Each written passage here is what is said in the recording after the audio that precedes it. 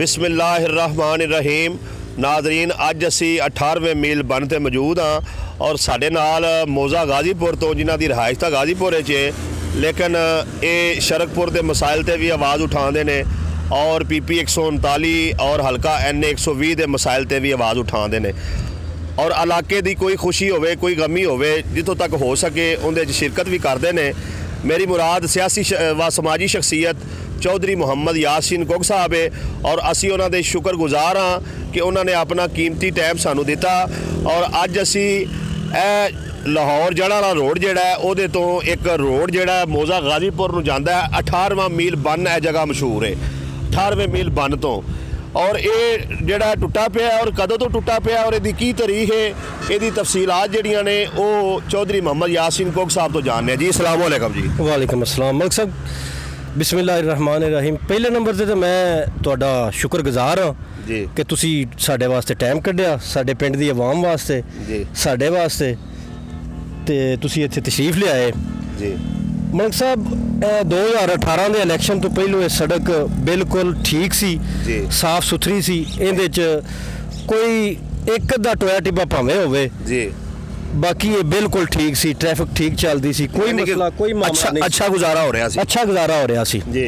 2018 के इलैक्शन तो तकरीबन 2.5-3 महीने पहलों राना तनवीर साहब जो कि इत्थों के MNA सन और उन्होंने नाल मियाँ जलील साहब ने इलैक्शन लड़िया जी। उन्होंने इलैक्शन दे विच फायदा हासिल करने वास्ते इस रोड नूं हल्लां फेर के किसी ठेकेदार नूं कहा कि हल्लां फेर के इहनूं वाह दिओ, इस रोड नूं वाह दिता गया।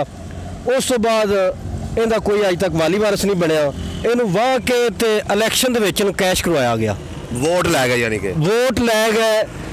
बकायदा एडवरटाइजमेंट की गई, कंधां उत्ते लिखिया गया कि राना तनवीर हुसैन दे असीं शुक्रगुजार हाँ कि उन्हें रोड की तमीर जिहड़ी है ये शुरू करवा इनू रिपेयर करवा रहे हैं, असीं उन्होंने दा शुक्रिया अदा करने। बकायदा स्टेजां उत्ते चढ़ के जलसियां दे विच तकरीरां कीतियां गईयां, ये लोगों ने दसिया गया कि राणा साहब है रोड बनवाने लगे ने, रोड शुरू करवाने लगे ने, जो कि रोड बिल्कुल साफ सुथरा सी, इनू हल्लां फेर के बुलडोजर नाल पट के खराब किया गया, जिहड़ा तुहाडे सामने खंडर बनया पिया इहदे ते हुण डंगरां दा चलना भी जिहड़ा मुश्किल है। अच्छा ये दसो चौधरी साहब, ये रोड जिहड़ा 18वें मील बन तो जरा सड़क वहाओ जी। नाज़रीन ए तुसीं वेख सकदे हो कि यह शरकपुर शरीफ तो एक रोड आ रहा 18वां मील बन ने और ए सीधा लाहौर रोड जा रहा है और ए अंदर जो रोड जाता है ये मौजा गाजीपुर नूं जाता है। अच्छा कोक साहब ये दसो कि ये रोड इत्थों सिर्फ पिंड तक है या आगा किसी दूसरे पासे भी निकलता है? ये इत्थों जी 18वां मील तो पिंड दे विचों लंघ के अगा सियालां वाला सबाजियां वाली खुई है जी, जिथे ठट्टी सियालां वाला चौक है जी जी, शेखपुरा रोड उत्थे जाके चढ़ता है, इत्थों लैके शेखपुरा रोड तक इनू पट दिता गया है जी जी। जो कि इलैक्शन जित गए ने, राना तनवीर साहब MNA बन गए और पब्लिक अकाउंट्स कमेटी के चेयरमैन ने, जो कि उन्होंने जिहड़े दोस्त ने उन्होंने पार्टी के कारकुन ने या उन्होंने MPA ने वो आते हैं कि जी राना साहब वजीर आजम जी की हैसियत रखते हैं, वजीर आजम जिन्हें उन्होंने सीट का असर सूक है, अगर वजीर आजम जी ने असर सूक है राना तनवीर साहब मेहरबानी करो इस सड़क में पट के तो साढ़े तो भी गुआ दिता गया है चलन तो। अच्छा नाज़रीन, आम तौर पर हुंदा है कि जिस वेले कोई बंदा इलैक्शन वादे करे तो ना जिते तो उहदी पार्टी के लोग या वो आप कह लेंदा भी मैं जितया ही नहीं है तो मैं तुहाडे काम की करने ने। ना सिर्फ कि राना तनवीर साहब इस हल्के चों MNA बने ने बल्कि वो पब्लिक अकाउंट कमेटी के चेयरमैन है जिमें कि चौधरी محمد یسین कोक साहब सानू दस रहे सन और उन्होंने पार्टी ने पार्लीमेंट के अंदर गल कही है कि जिहड़ा राना तनवीर है उसकी जिहड़ी हैसियत है, उसकी वैल्यू जिहड़ी है वो वजीर आजम के बराबर है।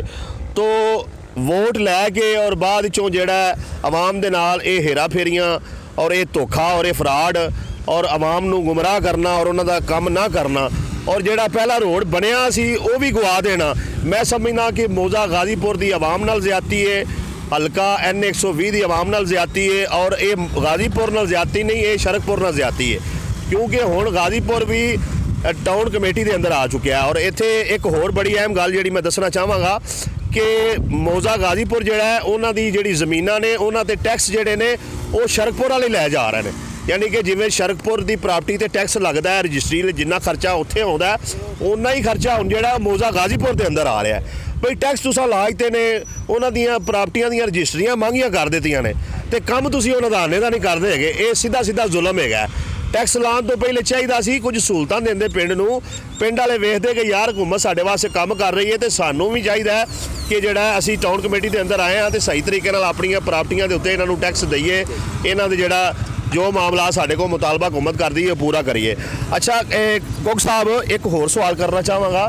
ਇਹ ਦੱਸੋ ਕਿ ਇਹ ਜਿਹੜਾ ਆਪਣਾ MP ਮੀਆਂ ਜਲੀਲ ਅਹਿਮਦ ਨੇ, ਉਹਨਾਂ ਕੋਲ ਫੰਡ ਵੀ ਕਾਫੀ ਆਏ ਨੇ ਤੇ ਉਹ ਪੂਰੇ ਇਲਾਕੇ 'ਚ ਕੰਮ ਕਰਵਾਉਂਦੇ ਫਿਰਦੇ ਨੇ, ਤੇ ਕਿਆ ਇਹ ਉਹਨਾਂ ਦੇ ਘਰ ਤੋਂ ਤਕਰੀਬਨ ਕੋਈ 2-3 ਕਿਲੋਮੀਟਰ ਪਾਉਂਦੇ ਔਰ ਤਕਰੀਬਨ 5 ਮਿੰਟ ਲੱਗਦੇ ਨੇ ਮੀਆਂ ਜਲੀਲ ਦੇ ਘਰ ਤੋਂ ਇੱਥੇ ਗੱਡੀ ਤੇ ਆਉਣ ਲੱਗਿਆ, ਤੇ ਤੁਹਾਡੇ ਕੋਲ ਪਿੰਡ ਵਾਲੇ ਲੋਕਾਂ ਕੋਲ ਆ ਕੇ ਯਾਨੀ ਕਿ ਉਹਨਾਂ ਨੇ ਨਹੀਂ ਕਿਹਾ ਜੀ ਇਹ ਸੜਕ ਬਣਵਾ ਦਿੰਦੇ ਆ? ਮੀਆਂ ਜਲੀਲ ਸਾਹਿਬ ਜੀ 2-3 ਦਫਾ ਪਿੰਡ ਆ ਕੇ ਲੋਕਾਂ ਨਾਲ ਵਾਅਦਾ ਕਰ ਗਏ ਨੇ ਕਿ ਇਹ ਸੜਕਾਂ ਮੈਂ ਬਣਵਾਉਣਾ। ਇੱਕ ਸੜਕ ਇਹ ਬੰਠਾਰਵਾ ਮੇਲ ਤੋਂ ਲੈ ਕੇ ਚੌਕ ਸ਼ਬਾਜੀਆਂ ਤੱਕਰ ਸ਼ੇਖਪੁਰਾ ਰੋਡ ਤੱਕਰ, ਦੂਸਰੀ ਸੜਕ ਜਿਹੜੀ ਹੈ ਸਾਡੇ ਪਿੰਡ ਦਾ ਮੇਨ ਰੋਡ ਜਿਹੜਾ ਨਵੀਂ ਭੈਣੀ ਦੇ ਕੋਲੋਂ ਡਿਗਰੀ ਕਾਲਜ ਦੇ ਕੋਲੋਂ ਮੇਨ ਰੋਡ ਆਉਂਦਾ, ਉਹਨਾਂ ਨੇ ਵਾਅਦਾ ਕੀਤਾ, ਲੇਕਿਨ ਉਹ ਮੰਡਿਆਲੀ ਜਾ ਕੇ ਕੋਈ ਕੰਮ ਸ਼ਮ ਕਰਵਾ ਰਹੇ ਨੇ, ਇੱਥੇ ਉਹਨਾਂ ਨੂੰ ਨਹੀਂ ਨਜ਼ਰ ਆ ਰਿਹਾ ਹੈਗਾ। ਇਹ ਜਿਹੜਾ ਕਿ ਉਹਨਾਂ ਦਾ ਘਰ ਹੈ। ਅੱਛਾ ਇਹ ਦੱਸੋ ਕਿ ਇਹ ਵਾਅਦੇ ਜਿਹੜੇ ਨੇ ਉਹਨਾਂ ਨੇ ਕੋਈ ਇਲੈਕਸ਼ਨਾਂ ਤੋਂ ਪਹਿਲੇ ਕੀਤੇ ਨਹੀਂ ਜਾਂ ਹੁਣ ਜਦੋਂ ਫੰਡ ਆਏ ਨੇ ਉਦੋਂ ਬਾਅਦ ਵੀ ਕੋਈ ਚੱਕਰ? ਉਸ ਤੋਂ ਬਾਅਦ ਜੀ ਜਦੋਂ PTA 'ਚ ਸ਼ਮੂਲੀਅਤ ਅਖਤਿਆਰ ਕੀਤੀ, ਮੈਂ PTA 'ਚ ਗਏ ਨੇ, ਉਦੋਂ ਪਿੰਡ ਆਏ ਨੇ ਕੁਝ ਦੋਸਤਾਂ ਨੇ, ਉਹਨਾਂ ਦੇ ਨਾਲ ਵਾਅਦਾ-ਵਾਇਦ ਕੀਤਾ ਹੈ ਕਿ ਅਸੀਂ ਤੁਹਾਡੇ ਨਾਲ ਸਾਥੀ ਹਾਂ। ਇੱਕ ਧੜਾ ਟੁੱਟ ਕੇ ਉਹਨਾਂ ਨਾਲ ਗਿਆ, ਉਹਨਾਂ ਵਾਅਦਾ-ਵਾਇਦ ਕੀਤਾ, ਜੋ ਕਿ ਅਲਹਮਦੁਲਿਲਾ ਉਹ ਧੜਾ ਵੀ ਵਾਪਸ ਆ ਗਿਆ ਉਹਨਾਂ ਦੇ ਕਾਰਗਰਦਗੀਆਂ ਵੇਖ ਕੇ।